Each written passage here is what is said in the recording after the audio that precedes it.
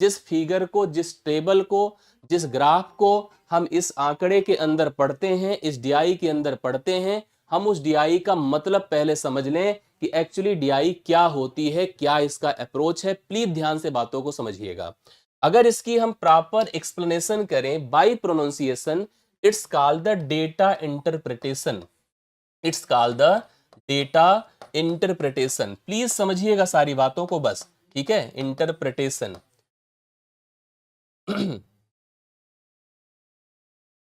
Data interpretation Hindi में कहा जाता है आंकड़ों का आकलन। आंकड़ों का आकलन, ये कुछ ऐसे आंकड़ों का आकलन करता है जो आंकड़े बहुत बल्क में होते हैं। आंकड़े ऐसे होते हैं, बस छोटे मोटे आंकड़ों के लिए डीआई नहीं होती है।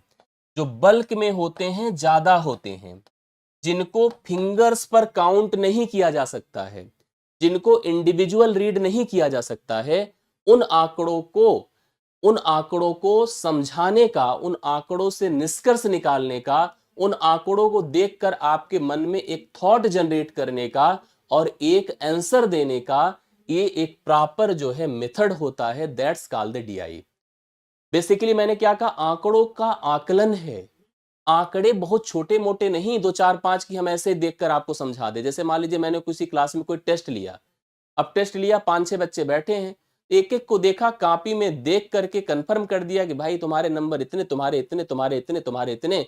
कौन से इसमें डीआई की जरूरत है, कौन से फिगर रिप्रेजेंटेशन की नीड है, कुछ भी जरूरत नहीं है। इट्स अ पर्सनल व्यू, एक पर्सनल व्यू। जैसे मैं एक टॉपिक पढ़ाता हूं, याद करिए मैथ्स में, एवरेज। मैं कहता हूं कि यार अगर मैं एक क्रिकेट का खिलाड़ी हूं और आज तक मैंने केवल एक मैच खेला है, कौन सा मेरा एवरेज निकालोगे? जो मेरा मैच में स्कोर है वही मेरा एवरेज है। मत मेरे लिए परेशान हो, किसी स्पेशल मैथ की हमारे लिए जरूरत नहीं है। हाँ, एक बड़ा खिलाड़ी जिसने 300-400 मैचेस खेला है, अब उसके रिकॉर्ड को रीड करना, उसके रिकॉर्ड को लेकर उसके बारे में कोई थॉट जनरेट करना, इसके लिए हमें जरूरत पड़ती है औसत की। इसके लिए जरूरत पड़ती है औसत की। इसके लिए जरूरत पड़ती है हमें डीआई की। जब हम क्रिकेट मैच देखते हैं टीवी पर, क्रिकेट मैच देखते हैं, मैंने एक बार अपने उस पर कम्युनिटी पर एक पोस्ट लगाया था। एक मैच चल रहा था भारत का पाकिस्तान के साथ, और एक एनालिटिक्स बनती है। एनालिटिक्स ऐसे बनती है, 0 ओवर से शुरू होता है और 50 ओवर तक का मैच होता है। चलिए 10-10 ओवर का गैप कर देते हैं, 10 20 30 40 और 50, इस प्रकार से बना दिया हमने। 2 टीमें हमने रख दिया, एक टीम ए है, दूसरी टीम बी है, इस प्रकार से। अब मान लीजिए ए टीम है भारत, ठीक है, और ये अपने पड़ोसी मुल्क है पाकिस्तान, इनके बारे में आप अच्छी तरह जानते हैं, ठीक है। अब ये चलना शुरू करी हमारी टीम, बनाना शुरू करी, रन रन ऐसे बना रही बना रही बना रही बना रही। होता क्या जाता है, बीच बीच में विकेट गिरता है, बीच बीच में विकेट गिरता है। ये हमारी टीम ने 50 ओवर में खूब सारे रन बना डाले। अब हमारे पड़ोसी मुल्क आते हैं, इन्होंने भी रन बनाना शुरू किया, ऐसे ऐसे ऐसे। अब इनके विकेट अगर ऐसे धड़ाम धड़ाम धड़ाम गिरने शुरू हो गए, तो ये 50 ओवर, हम जैसे हम एनालिसिस कैसे करते हैं कि 10 ओवर में दोनों की स्थिति क्या थी, 30 ओवर में दोनों की स्थिति क्या थी। हम बढ़ने नहीं देंगे पाकिस्तान को, याद रखिएगा इस बात को, ठीक है। इतनी देशभक्ति है, मैं किसी ओवर में पाकिस्तान को ऊपर नहीं जाने दूंगा। गया तो फिर हमको फिर मतलब दुख हो जाएगा। ऐसे ऐसे बढ़ता चला गया, हम एनालिसिस करते जा रहे हैं, हम दोनों की तुलना करते जा रहे हैं हर ओवर में। ये एक्चुअली डीआई है, यही एक्चुअली डेटा इंटरप्रिटेशन है। तो मैं डेटा इंटरप्रिटेशन को लेकर इन बातों को समझ पाया। एक बार मैं मैच देख रहा था, तो पहले हम लोग के बचपने में वीरेंद्र सहवाग खेलते थे, ठीक है। जब मैच का पहला ओवर शुरू, तो ऐसे बड़े बड़े ऐसे ना, बड़ी बड़ी जो है ऐसे इमारतें बनती, जैसे कमेंटेटर लोग कहते नहीं है, बड़ी बड़ी इमारतें बनती हैं। पहले ओवर में 15 रन, अगले ओवर में 12 रन, अगले ओवर में 18 रन, ऐसे ऐसे बनती गई। जब वो बंदा आउट हो गया, फिर हमारे राहुल द्रविड़ आते थे, ठीक है।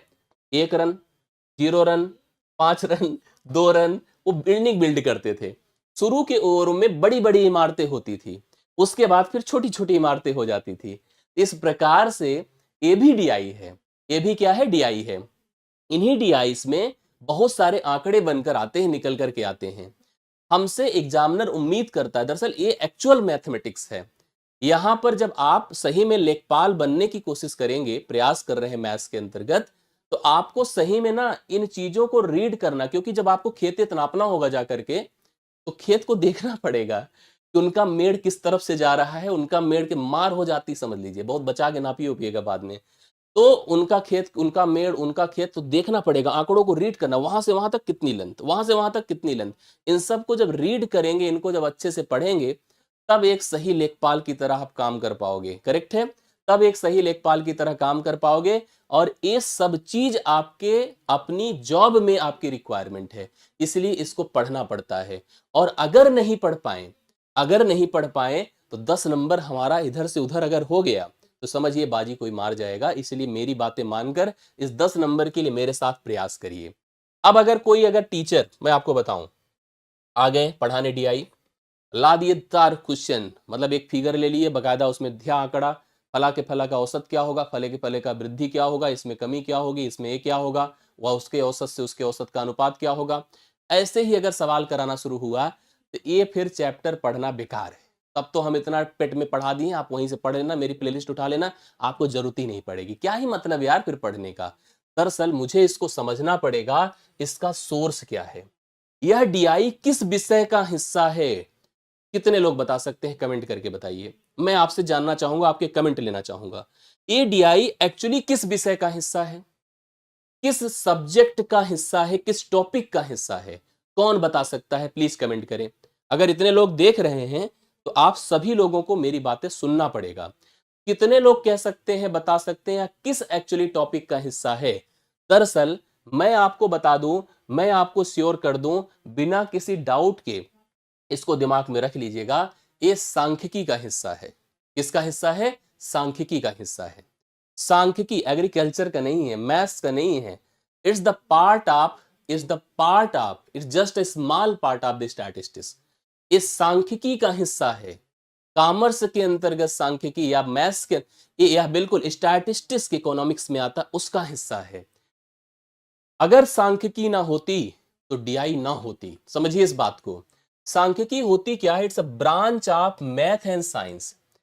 ये कभी कभी किसी पर्पज से मैथ का और किसी पर्पज से विज्ञान की एक शाखा है।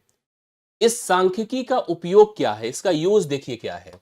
इसका यूज, सबसे पहले मैं इसका यूज आपको समझा दूं। दरअसल इसका काम बहुत बड़ा है, सांख्यिकी का काम बहुत बड़ा है। ये बड़े बड़े लोगों को डील करती है, छोटे मोटे पर काम नहीं करती है। ये बहुत बड़े बड़े चीजों पर डील करती है हमारे साथ। कहती है कि हम छोटे मोटों के लिए नहीं हैं, आप कुछ बड़ा काम करो तब सांख्यिकी सोचो।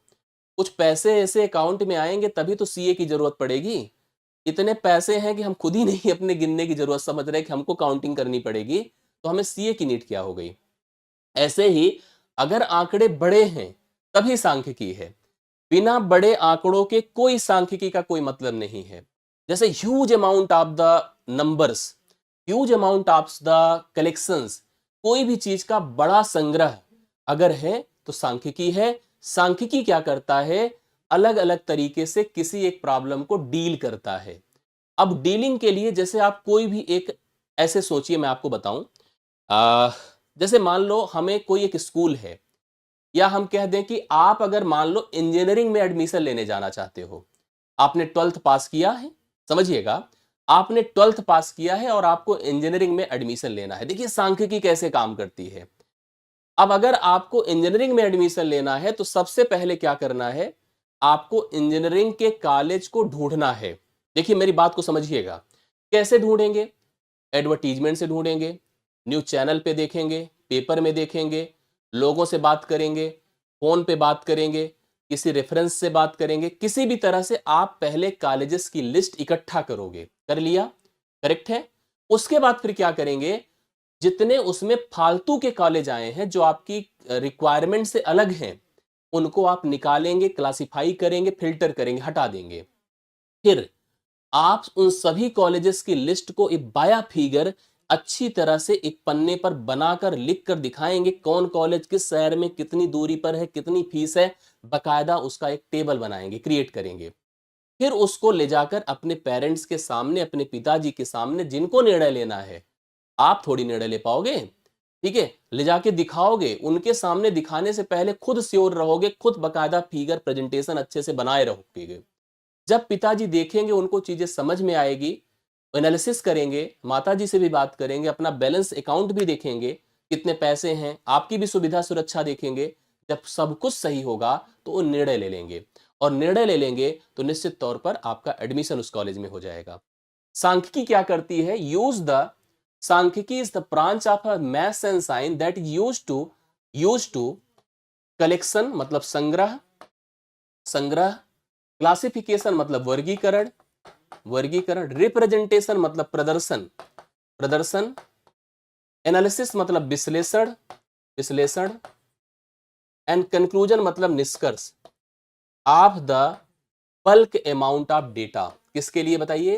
किसी भी डेटा या आंकड़े की कलेक्शन, उसका संग्रह करना, उसका वर्गीकरण करना, उसका रिप्रेजेंटेशन करना, उसकी प्रॉपर रिप्रेजेंटेशन करना, उसकी प्रॉपर एनालिसिस करना, फिर निष्कर्ष निकालना।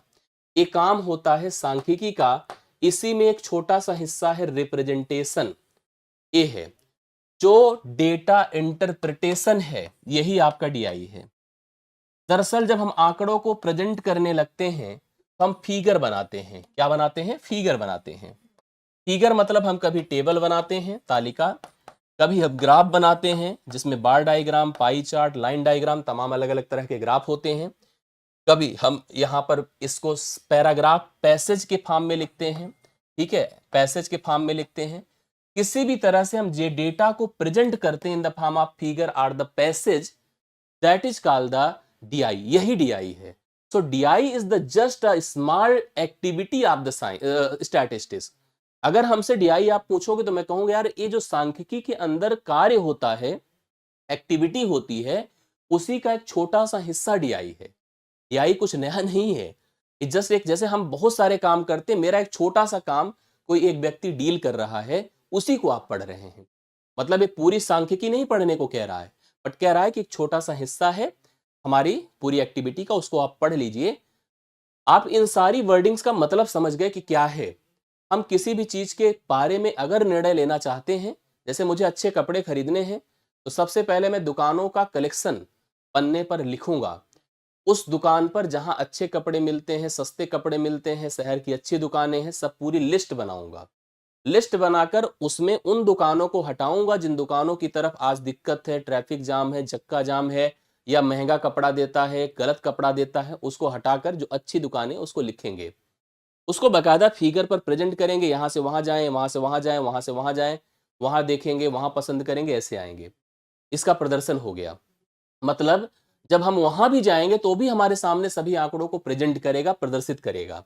दोनों तरफ से प्रेजेंटेशन है। फिर निष्कर्ष निकलेगा, हम लेंगे अपने हिसाब से जो मुझे समझ में आएगा, और फाइनली अगर मुझे सब कुछ विश्लेषण करने के बाद क्लियर रहा तो हम निर्णय लेते हुए कपड़े खरीद करके चले आएंगे और पहनेंगे। यही तरीका होता है।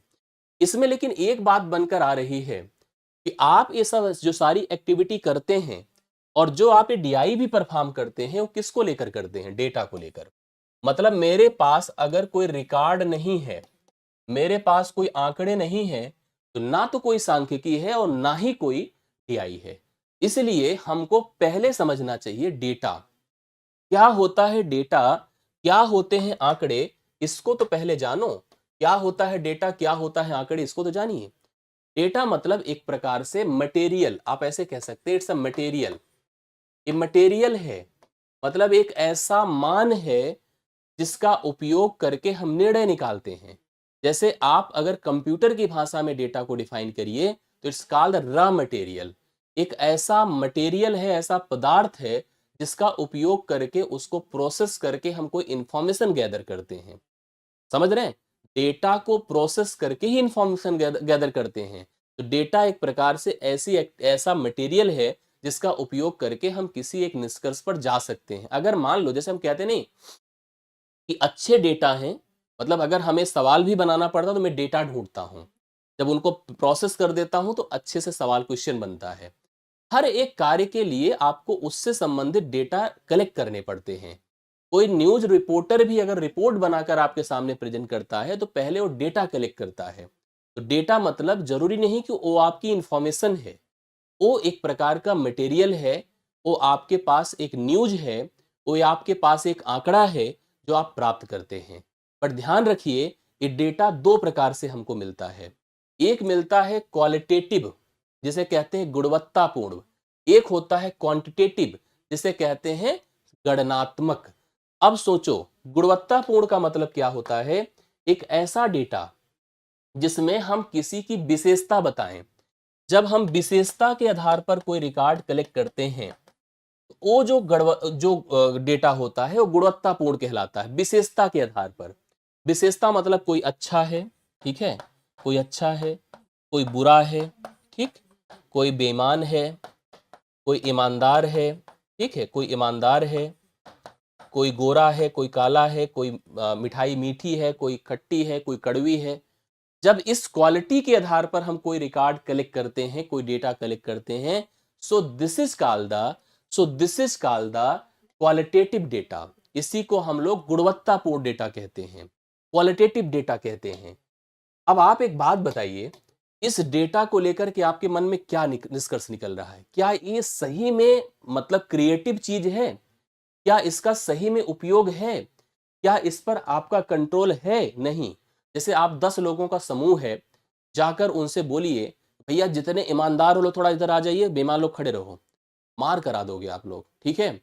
आपने किसी कलेक्शन या समूह जो पर्सन्स का था उसमें देखा, इसमें जो गोरे लोग हैं बाहर आ जाएं, काले लोग अंदर रह जाएं।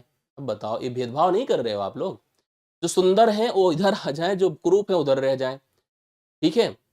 जो अच्छे लोग हैं इधर आ जाएं, बुरे लोग उधर हो जाएं। ये तो एक प्रकार से आप भेदभाव कर रहे हैं, मारपीट कराने की नौबत ला दे रहे हैं। तो इस तरह की जो डेटा होती है, वो हमारी इस जो हम पढ़ने जा रहे हैं डेटा इंटरप्रिटेशन सांख्यिकी, उसमें हमारे लिए उपयोगी नहीं है। हम इस तरह के डेटा का उपयोग अपनी इस साइंस में, अपनी इस स्टैटिस्टिक्स में नहीं करेंगे। हम हाथ जोड़ लेंगे कि भाई हमको ऐसे कोई रिकॉर्ड नहीं कलेक्ट करने हैं, ये हमारे बस का, कंट्रोल का नहीं है, आप इसको ले जाइए।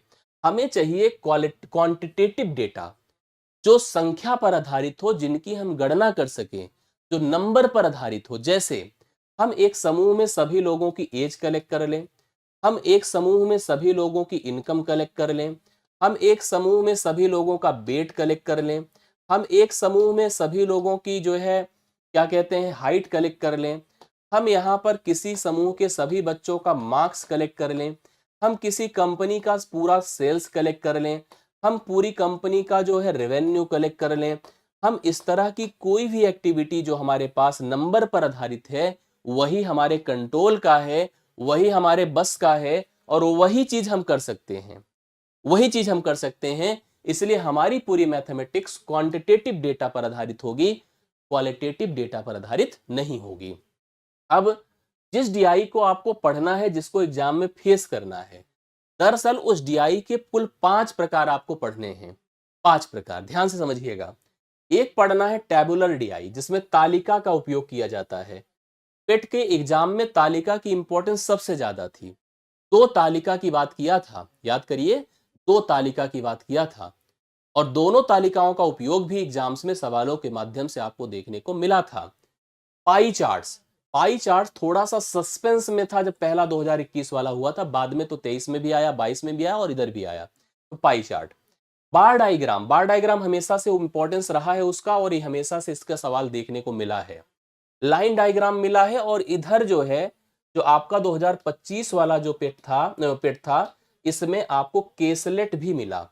केसलेट का मतलब होता है पैराग्राफ, ठीक है, पैराग्राफ मिला, निर्देश मिला, आपको एक निर्देश दिया गया, that is written in the form of a line, जो कि लाइंस में लिखा है। जैसे अगर मुझे एक मार्कशीट बनानी है, ध्यान से देखिएगा, मार्कशीट बनानी है, तो मार्कशीट में हम बकायदा उस बच्चे के half yearly, quarterly, subject wise, assessment wise उसके नंबर को ऐसा लिखते हैं कि देखने के बाद बच्चा खुश हो जाता है, उसको समझ में आता है कि मेरा नंबर इसमें कौन सा है।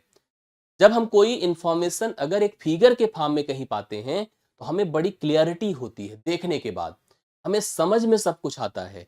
अगर वही आपको कोई बोल के बताए, कोई ऐसा पैराग्राफ बना के बताए, तो आपको कंफ्यूजन होती है। 25 में किसी शिफ्ट में हो सकता है आप में से कोई ऐसा हो जिसने उस पैराग्राफ को फेस किया था, जिसमें अनुपातिक डिस्कशंस थे, अनुपातिक डिस्कशंस थे। तो अभी तक तो हम पेट में 4 ही डीआई पढ़ते थे, बट इस 25 की वजह से हम आपको 5वीं डीआई भी पढ़ाएंगे, जो केसलेट डीआई है, जिसमें पैराग्राफ का भी उपयोग किया जाता है। अलग अलग जो हमारे पास फिगर हैं, जो अलग अलग हमारे पास यहाँ पर डीआईस हैं, उन डीआईस में पहली डीआई आपकी टेबुलर है, जिसमें टेबल का उपयोग किया जाता है। टेबल में निश्चित तौर पर हम सबको, अच्छा हाँ, इसके लिए जो कैलकुलेशंस रिक्वायर्ड है उन कैलकुलेशंस की भी बात कर लिया जाए। हमने कल भी आपको समझाया था, ये हमारे वो कैलकुलेशंस हैं जिसमें addition, subtraction, percentage, ratio, average, profit loss discount, SI CI, time and work, boat and stream, speed, distance, time. और मैं आपको बता दूं, अगर आप ये सोच रहे हो कि मैं कोई फिगर ले लूं और फिगर लेकर के उसके क्वेश्चंस को उठा लूं, कोई भी एक मतलब एक्टिविटी ले लूं और सवाल करा दूं, तो भैया ये तैयारी आपकी हमेशा आपको कंफ्यूज करेगी। आपको पहले इस टॉपिक पर अवेयरनेस होनी चाहिए, इन टॉपिक्स को कंफर्म होना चाहिए। अगर होगा तभी ऐसा हो पाएगा, आप मेरी बातें समझ पाइएगा। इसलिए प्लीज आप सबका फोकस केवल ये ना हो कि फिगर है, पूरा फोकस आपका पहले इन कंटेंट पर हो। और क्योंकि हम दो चीजें और नोटिस करें, इसके अलावा मैथ के हिस्सों की बात करें, आप लेखपाल दे रहे हैं जो कौन कराता है?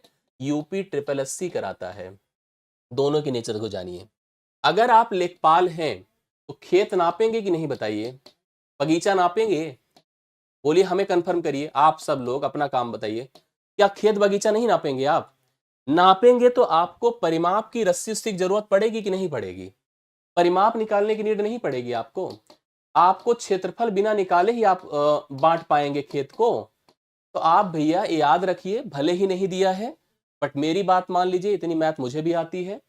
2D का उपयोग 100% मेंसुरेशन का आपको देखने को मिलेगा।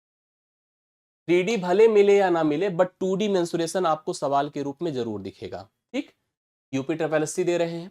यूपी ट्रिपल एससी कुछ चीजों को फिक्स करके बैठता है, कहता है कि पूरी मैथ तो ठीक है, 10 सवाल आपके हैं, हम आपको एक एज का सवाल दे देंगे, एक सरलीकरण दे देंगे, ठीक है, एक सरलीकरण दे देंगे, एक बेन डायग्राम दे देंगे। मैथ है या नहीं है? अभी जैसे हुआ था, किसका नाम है, जूनियर उसका स्टेनो वाला, स्टेनो वाला जो पेपर हुआ था उसमें आपने नोटिस किया होगा क्या आया था? चाल दूरी समय का सवाल आया था। ये सब सोचो डायरेक्ट आने वाले सवाल हैं। तो इसलिए मैथ तो पूरा पढ़ना है। मैथ में कंप्रोमाइज तो सोचना मत कि मैथ में भी कोई कंप्रोमाइज हो सकता है। इसलिए आप सभी लोगों को जो मैं निर्देश दूं, जो मैं पढ़ाऊं, प्लीज ध्यान दीजिए।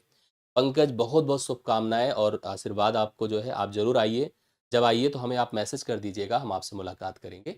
इस वीडियो में मैंने नंबर शेयर किया, उस नंबर पर आप व्हाट्सएप कर दीजिएगा, हम आपसे अपडेट जरूर लेंगे। ठीक है, बहुत बहुत शुभकामनाएं। चलिए, प्लीज समझिए बातों को, आपको जो मैं बता रहा हूँ कंफर्म करते जा रहा हूँ। आप सभी लोग इन सारी चीजों को पॉइंट करिए। जिन फिगर्स के बारे में आपको बता रहा था, उन फिगर की थोड़ी सी एक्टिविटी देख लीजिए।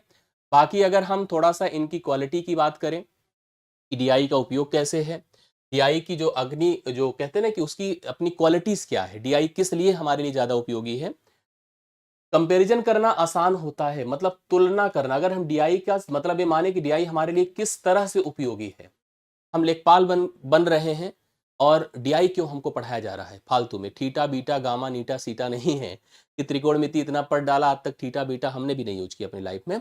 तो ये आप लेखपाल बनोगे तो आपको 100% इस डीआई का फायदा ये रहेगा, कंपैरिजन करना आसान होगा। कंपैरिजन किया तो आपने सुलह करा दी। आप वो वाले मत बनिएगा, क्या कहते हैं, जो लेखपाल होते हैं जो लड़ जाते हैं, जा करके लड़ा देते हैं ना, पैसा लेते हैं, मतलब वो सब मत बनिएगा। ईमानदार लेखपाल बनिएगा।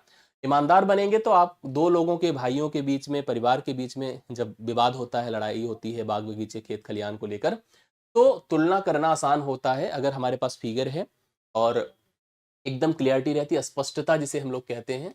सारे आंकड़े एकदम क्लियर अपीयर्ड होते हैं, इसलिए स्पष्टता रहती है। पैटर्न्स ऑन ट्रेंड का उपयोग हम भली भांति कर सकते हैं। जो हमारे पैटर्न्स हैं और जो वर्तमान की एक्टिविटी के हिसाब से जो इन्फॉर्मेशंस हैं, they are visible directly. Decision making आपकी बढ़ती है, निर्णय लेने की क्षमता आपकी बढ़ती है और शुद्धता होती है। तो इसलिए हम लोग डीआई के फायदे देख रहे हैं। ठीक है, डीआई का फायदा देख रहे हैं। कहाँ कहाँ डीआई अप्लाइड हो सकती है? बिजनेस में डीआई अप्लाइड हो सकती है, फाइनेंस में डीआई अप्लाई होती है, एजुकेशन में होती है, गवर्नमेंट और कहीं भी किसी तरह की प्लानिंग में डीआई का उपयोग है, साइंस और रिसर्च में है और डेली लाइफ में है। तो आपको कहाँ करना है? लेखपाल में, क्योंकि आपकी डेली लाइफ क्या होगी बताइए? लेखपाल की डेली लाइफ होगी, जहां पर आपको नाप नमूना करना पड़ेगा। फुट, बीघा, किस्सा, गज, धुर, विश्वा, इन सब की बातें आपको कंफर्म करनी पड़ेगी। अगर ये सब कुछ क्लियर है तब सही लेखपाल आप बन पाएंगे। और इसलिए डीआई आपके लिए मस्ट है, डीआई आपके लिए उपयोगी है और डीआई आपको पढ़ना है। अब मैंने जिन फिगर्स के बारे में बताया, एक एक करके हम लोग फिगर्स को पढ़ें। अब जैसे मैं आपसे एक सवाल पूछूंगा, तभी आप लोग के क्लासेस को, मैंने सारा देखिए सवाल वाल रखा है, ऐसी बात नहीं है, लेकिन मैं आपसे एक सवाल पूछूंगा, आप लोग हमें आंसर दीजिए। हम पढ़ तो डीआई रहे हैं, मेरी बात को बहुत ध्यान सुनिएगा। डीआई पढ़ रहे हैं, डीआई में मैंने आपको 5 फिगर बताए। कितने फिगर? 5 फिगर। लेकिन 5 फिगर हमारे लिए तब स्पष्ट और अच्छे होंगे जब हमारी मैथ्स अच्छी होगी। मैथ्स का जो बेसिक है वो अच्छा होगा, मैथ्स का जो एडवांस पार्ट है वो अच्छा होगा। अब आप हमें निर्णय लेकर बताओ कि हम कल से आपको फिगर बढ़ाना शुरू कर दें, तालिका वालिका और ग्राफ समझाना शुरू कर दें, कि पहले मैथ का बेसिक समझाकर आपको थोड़ी सी एडवांस की अप्रोच दे दें, जिससे कि आप कैपेबल हों। पता चले कि हम इधर कोई फिगर लें और हम उसमें सतत ग्रोथ दिखाना चाहें और आपको इन परसेंटेज जो कंटिन्यूड इंक्रीज डिक्रीज का प्रोसेस है पता ही ना हो, रेवेन्यू और सेल्स में फर्क ही ना पता हो कि रेवेन्यू क्या होती है और सेल्स क्या होता है, इनकम और एक्सपेंडिचर का रिलेशंस ना पता हो, हमारे खपत क्या है और हमारी आय क्या है, हमारी रिक्वायरमेंट हमारे एक्सपेंडिचर का रिलेशंस ना पता हो, अगर ये नहीं पता है तो आप डीआई नहीं कर पाओगे। ठीक, thank you so much, thank you so much, आज के लिए बहुत बहुत धन्यवाद, थैंक यू।